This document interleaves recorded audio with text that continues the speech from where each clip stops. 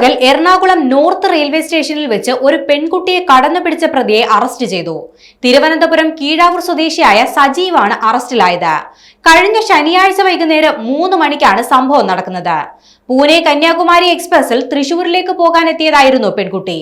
സംഭവ സ്ഥലത്തും സമൂഹ മാധ്യമത്തിലും പെൺകുട്ടി ശക്തമായി തന്നെ പ്രതികരിച്ചിരുന്നു. കുറ്റകൃത്യത്തിന്റെ വീഡിയോ ഉൾപ്പെടെ പെൺകുട്ടി പങ്കുവെക്കുകയും ചെയ്തു. ഇതിന് പിന്നാലെയാണ് പ്രതിയെ അറസ്റ്റ് ചെയ്ത് റിമാൻഡ് ചെയ്തിരിക്കുന്നത്.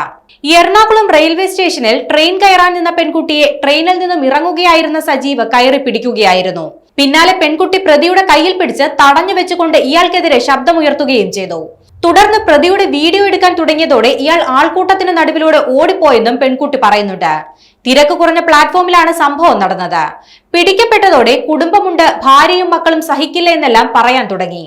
ഇത്രയും കുടുംബത്തെക്കുറിച്ച് ആശങ്കയുള്ളയാൾ എന്തിനാണിത് ചെയ്തതെന്നും പെൺകുട്ടി ചോദിക്കുന്നുണ്ട്. കൃത്യസമയത്ത് തന്നെ പോലീസുകാർ ഉൾപ്പെടെ ഇടപെടുകയും പ്രതിയെ പിടികൂടാൻ സഹായിക്കുകയും ചെയ്തെന്ന് യുവതി പറയുന്നുണ്ട്. ഇത്തരം സംഭവങ്ങളോട് പ്രതികരിച്ചില്ലെങ്കിൽ ഇത് ഇനിയും തുടരും.